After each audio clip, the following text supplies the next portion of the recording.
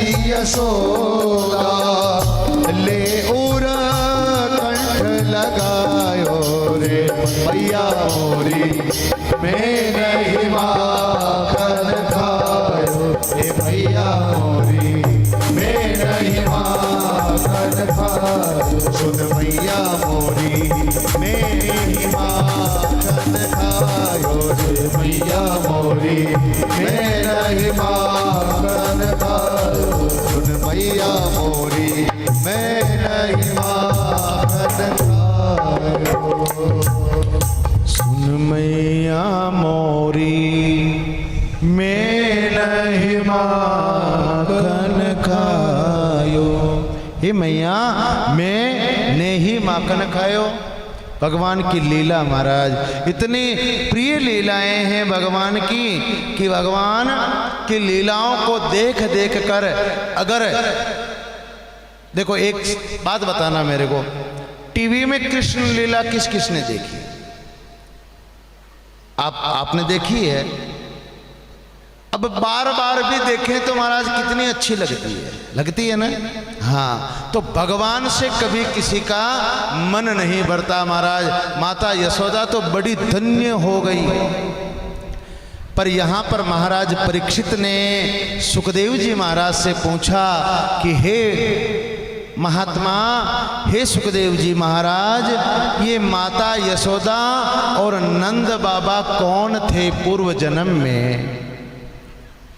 कि नंद किम करोद ब्रह्मणा श्रेय एव महोदयम् यशोदा च महाभागा पपो यस्यास्तनं हरिता।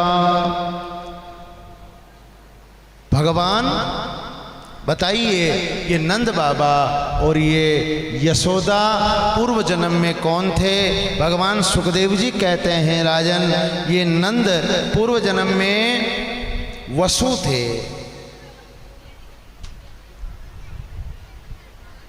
और इनका नाम था द्रोण। माता यशोदा जो है ये पहले इनकी पत्नी थी, इसका नाम था धरा। प्राप्त किया है तो तप और तपस्या से प्राप्त किया है।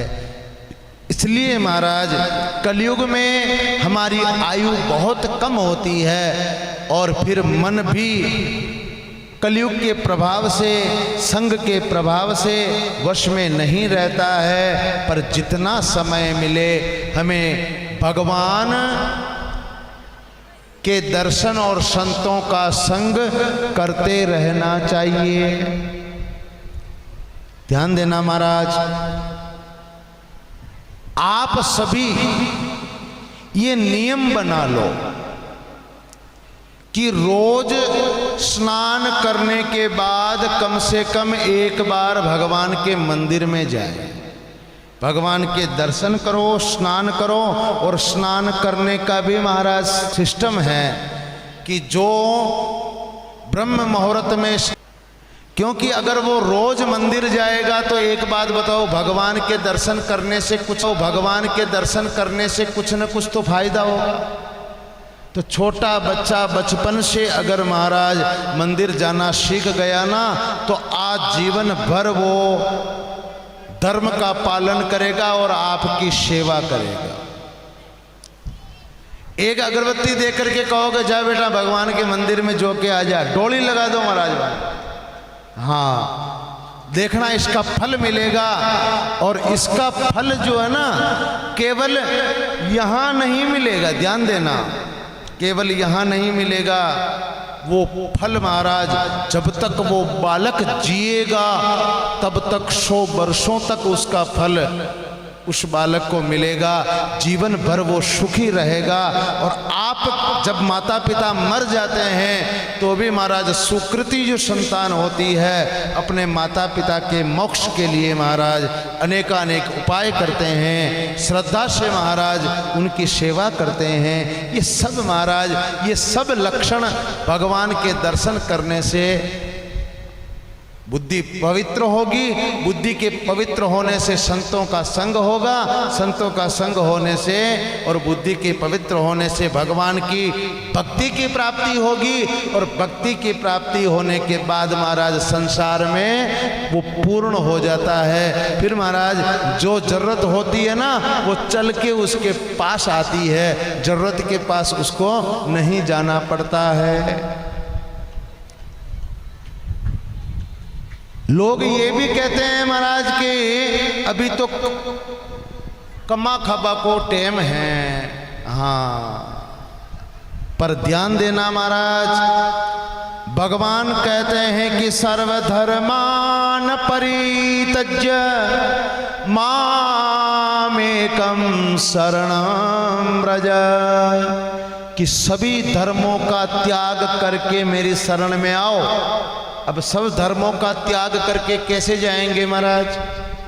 सब धर्म का त्याग तो नहीं कर सकते, पर 2 मिनट 5 मिनट 10 मिनट जब तक मंदिर में रहे महाराज, तब तक सच्चे मन से भगवान के दर्शन कर लो। उसमें ही भगवान कहते हैं कि तुम मेरी शरण में आ गए, और रोज आशीर्वाद दे देते हैं महाराज। मामेकं शरणं व्रज अहम त्वाम सर्व पापेभ्यो मोक्षयिष्यामि मा शुचः। भगवान कहते हैं जो मेरी शरण में आता है मैं उसे निष्पाप कर देता हूं। तो ध्यान दीजिए महाराज, नित्य मंदिर में जाइए। और जो कह रहे हैं कि महाराज कमाना पड़ता है, उनको ये समझाओ कि मंदिर में जाके दर्शन करके आने में केवल मात्र 5 मिनट लग रहे हैं। तू 23 घंटा और 55 मिनट कमा, 23 घंटा और 55 मिनट कमा, तू केवल 5 मिनट भगवान के दर्शन कर। और सासू जी ससुराल में जो लड़कियां ससुराल में चली जावे, ससुराल में भी जाते हो तो सासू ससुर जी से भी कहो कि भाई आप भी मेरे साथ चलो सासू जी, हम दोनों चल के भगवान के मंदिर में दर्शन करके आते हैं। मैं सही कह रही हूँ, सासू जी ने भी सद्बुद्धि आई और बहू ने भी सद्बुद्धि आई। सासू और बहू दोनों को सद्बुद्धि आ जाएगी तो महाराज बचे शांति आनंद मंगला।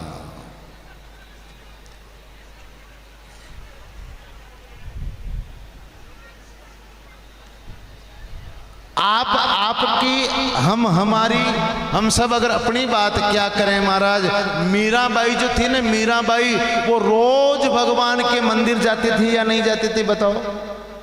जाती थी, और भगवान के मंदिर जाती थी। घर में रोज कलेश होता था कि मत जा, फिर भी जाती।